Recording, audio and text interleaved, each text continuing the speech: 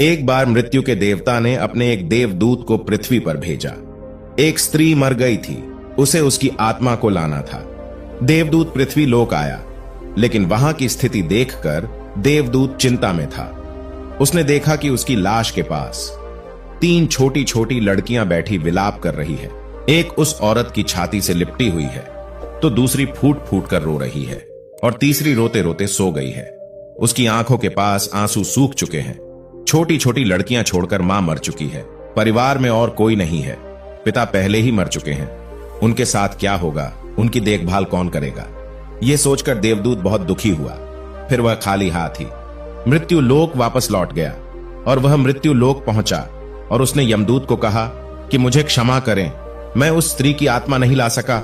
आप वहां की स्थिति नहीं जानते। अगर आप मेरी जगह होते तो शायद ऐसा ही करते कि उस महिला के छोटी छोटी 3 लड़कियां हैं। एक अभी भी छाती से लगी हुई है, तो दूसरी रोती हुई सो गई है और तीसरी रो रही है। परिवार में उनकी देखभाल करने वाला कोई नहीं है। ऐसी स्थिति देखकर मैं उस महिला की आत्मा नहीं ला सका। आगे देवदूत यमदूत से कहता है कि क्या यह नहीं हो सकता कि इस स्त्री को कुछ दिन और जीवन दे दिया जाए, ताकि कम से कम लड़कियां थोड़ी बड़ी हो जाए और कोई देखने वाला भी नहीं है। यह सुनकर मृत्यु के देवता जोर से हंसे और कहा कि तुम उस भगवान से भी ज्यादा समझदार हो गए, जिसकी इच्छा से मृत्यु होती है और जिसकी इच्छा से जीवन मिलता है। उनकी इच्छाओं का तुमने बहुत बड़ा पाप किया है और तुम्हें इसकी सजा अवश्य मिलेगी। और सजा यह है कि तुम्हें धरती पर फेंक दिया जाएगा और तुम तब तक वापस नहीं आ सकते जब तक कि तुम अपनी इस मूर्खता पर 3 बार हंस न लो। देवदूत को अपना किया गलत नहीं लगा। वह राजी हो गया दंड भोगने को, लेकिन फिर भी उसे लगा कि सही तो मैं ही हूं और हंसने का मौका कैसे आएगा। देवदूत को जमीन पर फेंक दिया। ठंड का मौसम था। उसी समय एक मोची वहां से गुजर रहा था। वह ठंड के मौसम में अपने बच्चों के लिए गर्म कपड़े और कंबल लेने बाजार जा रहा था। रास्ते में उसने देखा कि एक आदमी ठंड से ठिठुर रहा है, तो उसे उस व्यक्ति पर दया आ गई और उसने अपने बच्चों के लिए गर्म कपड़े और कंबल खरीदने के बजाय उस व्यक्ति के लिए कपड़े और कंबल खरीदे। उस आदमी के पास कुछ खाने पीने को भी नहीं था, घर भी न था जहां रुक सके। वह व्यक्ति कहता है कि इस भयानक ठंड में मेरी मदद करने वाला कोई नहीं है। फिर मोची ने कहा कि चिंता मत करो, तुम मेरे साथ चलो, मेरे घर में रहना। लेकिन हां, अगर मेरी पत्नी नाराज जरूर होगी या फिर वह गुस्सा भी करेगी, क्योंकि बच्चों के कपड़े खरीदने जो पैसे लाया था वह खर्च हो गए। इसलिए मेरी पत्नी अच्छा या बुरा कहे तो तुम परेशान मत होना, थोड़े ही दिनों में सब ठीक हो जाएगा। मोची उस देवदूत को लेकर घर पहुंचा। मोची को पता भी नहीं था कि जिसे वह अपने साथ ले जा रहा है वह एक देवदूत है, और न ही पत्नी को पता था कि जो आया है वो देवदूत है, जिसके आते ही घर में खुशियों का सैलाब आ जाएगा। जैसे ही मोची देवदूत को लेकर घर पहुंचा और सारी घटना अपनी पत्नी को बताई, पत्नी गुस्से से आग बबूला हो गई। उसने अपने पति पर गालियां देने लगी। उसने बहुत अपशब्द कहे। वह बहुत चिल्लाई। उस दिन देवदूत पहले हंसा, फिर मोची ने पूछा, क्या बात है, आप क्यों हंस रहे हो? देवदूत ने कहा, जब मैं 3 बार हंस लूंगा तो हंसने का कारण भी बता दूंगा।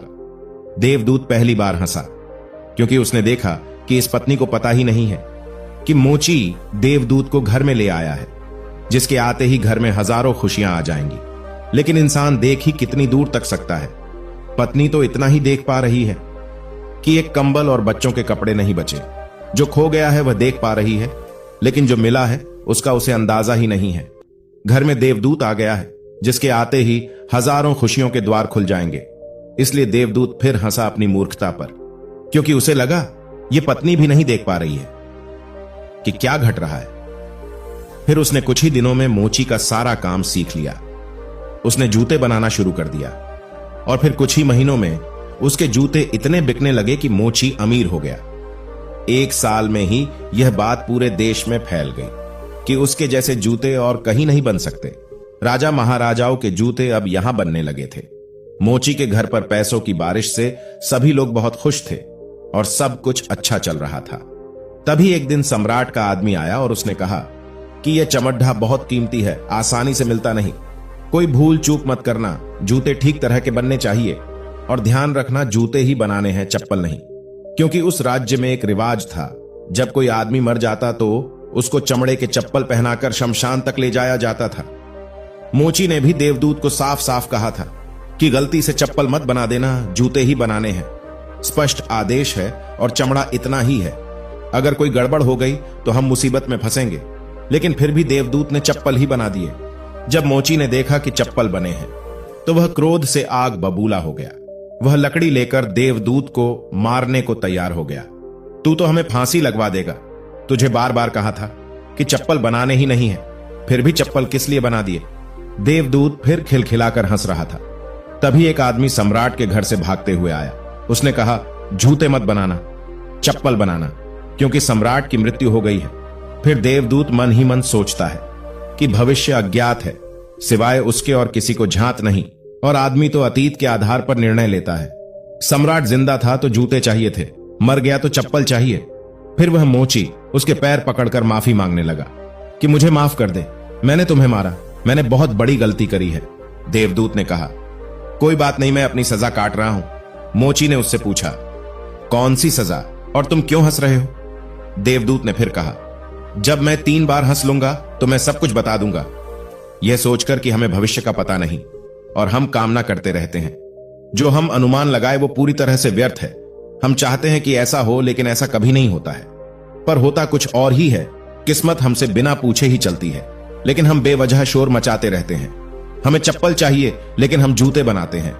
मरने का समय है, लेकिन हम जीवन को व्यवस्थित करते हैं। फिर देवदूत को लगा कि उन 3 लड़कियों का मुझे क्या पता था कि उनका भविष्य क्या होने वाला है। मैं बेवजह बीच में आया। इसी तरह कुछ सालों बाद तीसरी घटना घटी। देवदूत मोची की दुकान पर बैठकर जूते बना रहा था। तभी वहां एक बूढ़ी औरत के साथ 3 जवान लड़कियां आई। उन तीनों की शादी होने वाली थी। वे अपने जूतों का नाप देने आई थी। देवदूत ने उन्हें देखते ही पहचान लिया कि ये वही 3 लड़कियां हैं जिन्हें वह अपनी मृत माता के पास छोड़ गया था, जिनके कारण वह इस सजा को भुगत रहे हैं। तीनों लड़कियां स्वस्थ और सुंदर थीं और उन्हें देखकर ऐसा लग रहा था कि वे किसी बड़े परिवार में पली बड़ी है। देवदूत ने उस बूढ़ी औरत से पूछा कि आपके साथ ये लड़कियां कौन हैं? उस बुढ़िया ने जवाब दिया कि ये मेरी पड़ोसन की लड़कियां हैं। बचपन में ही इनकी मां का देहांत हो गया था। ये बहुत गरीब थी, इनके पास खाना तक नहीं था। इन्हें पिलाने के लिए इनके स्तनों में दूध तक नहीं था। उन्हें खाना खिलाते समय उसकी मौत हो गई। मेरी कोई संतान नहीं थी, इसलिए मैंने उन्हें अपने बच्चों के रूप में स्वीकार किया और अब वे सम्राट के परिवार में शादी करने जा रही हैं। देवदूत ने सोचा कि अगर उसकी मां जीवित होती तो ये तीनों लड़कियां भयानक गरीबी में पली बढ़ी होती, क्योंकि उनकी मां की मृत्यु हो गई थी। उनका पालन पोषण इतने समृद्ध परिवार में हुआ था और अब ये तीनों इस बुढ़िया की सारी दौलत की मालिक होंगे। देवदूत उस दिन तीसरी बार अपनी मूर्खता पर हंसा।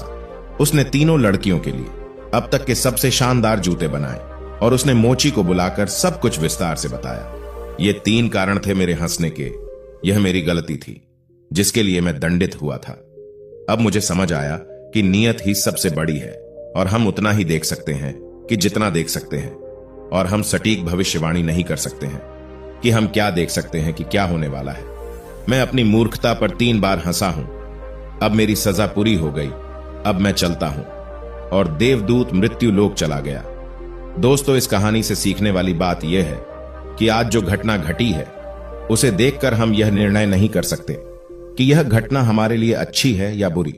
इसका उत्तर भविष्य के गर्भ में ही छिपा है। इसलिए हर अच्छी या बुरी घटना पर प्रतिक्रिया देना व्यर्थ है। जो हो रहा है उसे देखने का हमें केवल प्रयास करना है। तथागत गौतम बुद्ध अपने उपदेशों में यही कहते हैं, न अतीत का पछतावा न भविष्य की चिंता, बस आज और इस पल में जियो और इसके साथ एक हो जाओ। यही एकमात्र तरीका है। अपने आप को उन सभी चिंताओं से मुक्त करने का परिणाम आपके नियंत्रण में नहीं है। दोस्तों, आपने इस कहानी से क्या सीखा? हमें नीचे कमेंट बॉक्स में कमेंट करके जरूर बताएं। धन्यवाद।